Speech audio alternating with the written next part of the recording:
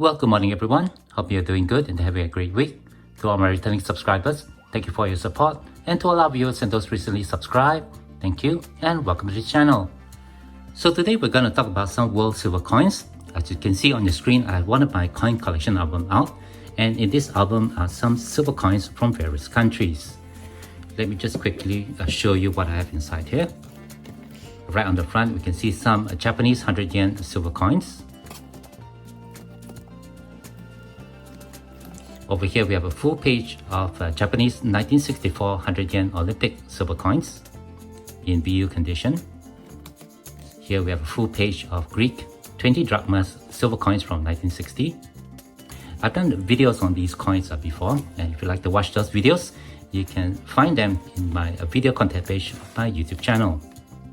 Just over here, we have some Mexican coins. All these are silver coins. I'm trying to complete a date run of these coins, but it's been proving quite difficult, although I already completed the full date run of the 10% Mexican silver coins, which were issued from 1957 to 1967. And right at the back is the coins that I'll be talking about today, which are the French Republic 20 francs coins. All these are silver coins. So let me just get these coins out from this album here and get them displayed on my table. I have the French silver coins displayed on these presentation trays, and at the near end are these 20 francs silver coins, which we'll be reviewing for this video, and at the far end are the smaller 10 franc silver coins. These French coins are big heavy coins, and I thought you guys might enjoy learning a little bit more about them. I'll split these videos into two parts. For the first video, which is the one we're doing today, I'll be sharing with you the design and specifications of these coins, talk a little bit about their mintage numbers, and what are the rare coins that you can find with this series. And for the second video, I'll share with you some of the varieties that you can find with the coins issued in 1933. But before we get into them, do leave me a like if you enjoy this sort of content, and don't forget to share and subscribe. So, let's get into it. Alright, before I go through the design and specifications of these coins, let me just go through quickly the history of these coins.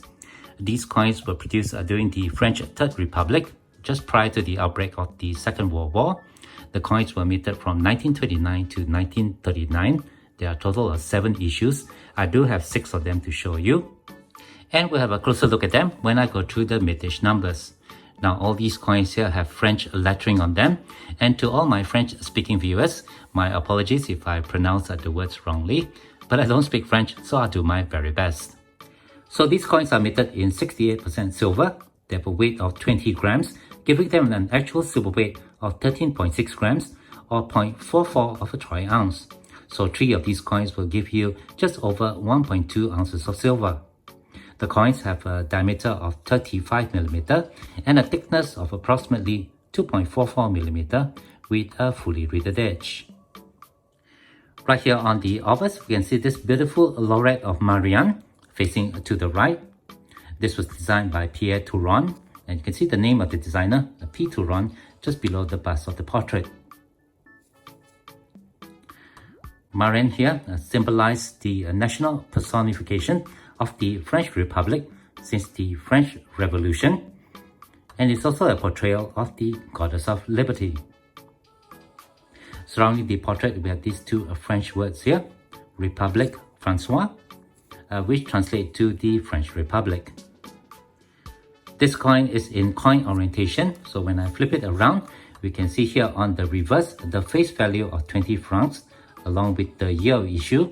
And just below that, we have these 3 French words, which reads Liberté, Égalité, and Fraternité, which translate to liberty, equality, and brotherhood. The lettering right here are flanked by 2 grain columns, and that's surrounded by a beaded circle. All the coins in this series are minted by the Paris Mint, or the Monnaie de Paris, and the symbol for the mint can be seen right over here, which is in the shape of a cornucopia. Coins minted in 1929 will have this privy mark of a torch, which represent the chief engraver of the Paris Mint, or the Gravure Généraux. That person is André Auguste Patin, and he was the chief engraver at the Mint from 1896 to 1930. Coins minted from 1933 to 1939 will have this privy mark shaped like a wing, and this represents the chief engraver at the Paris Mint, Lucien Bazot, who was the engraver at the mint from 1931 to 1958. Okay, with the design and specifications out of the way, let's just quickly go through the mintage numbers. The first coin of this series was released in 1929, and this is the only coin to feature the torch privy.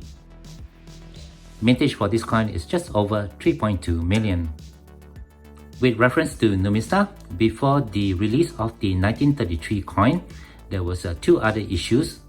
There was a 1929 Trousrite coin and a 1932 coin, which in Numista is listed as unverified. I've actually not seen that coin, although I have seen a copies of that coin.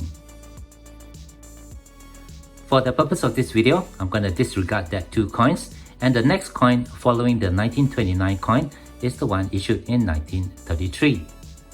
This is the first coin to feature the wing privy mark, and all subsequent coins will have this privy. Mintage for this year is just under 24.5 million, and according to Numista, there's actually a number of varieties for this year. There's actually two different coins listed for this year in Numista, one with a long laurel and one with the short laurel. This is the one with the short leaves on the laurel. And I'll go through that in more details along with other varieties that I have in my collection in the upcoming second video. Our next coin was released in 1934, and for this year, there were 11.8 million coins issued for general circulation. The Paris Mint did not issue any coins for 1935, and the next coin is the one from 1936. This is actually one of the two coins that's currently missing from my collection, although I have a picture of that which I'll put up on the screen right now. This coin is considered rare, and there's a mintage of just 46,584 according to Numista, although other websites have placed a mintage of 48,000. With such a low mintage, the premium on these coins, if you can find them on the secondary market or in the coin stores, can be very high. Typically, I see raw coins being sold at just under $100, while graded coins can be a few $100s. Our next coin is the one from 1937. This has the third lowest mintage of the series at 1.2 million. And I was really fortunate to come across this coin on eBay, although this one is not in the best of condition. And looking at it, I believe it's already been cleaned. Here's the second last coin of the series and the last coin of my collection. This coin is from 1938, and mintage for this coin is just under 10.5 million.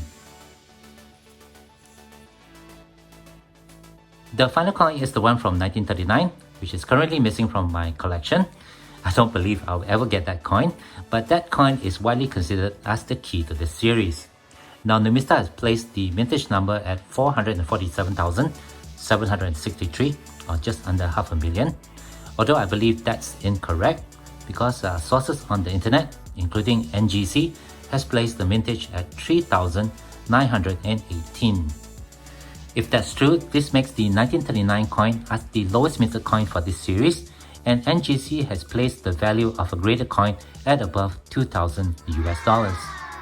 I've never seen the 1939 coin in the secondary market or in the coin stores before, but do be aware if you wish to start this collection that there are a lot of copies or fakes of these coins out there. Okay, that completes my review of the French Republic 20 francs coins issued from 1929 to 1939. Before I end this video, let me just share with you some of my thoughts. I started collecting these silver coins about 5 or 6 years ago. Typically, I could get coins of this grade. They look to be fine to very fine condition. I could get them for around 10 to 15 Singapore dollars, minus the shipping. At that time, that price was really close to spot, and generally the coins that I see on the secondary markets are the ones from 1933. So if you're looking to add more silver to your silver stack, and if you disregard all the higher grade coins of this series, at that time it was a really great way to add these coins to your silver, because you can get them pretty close to spot.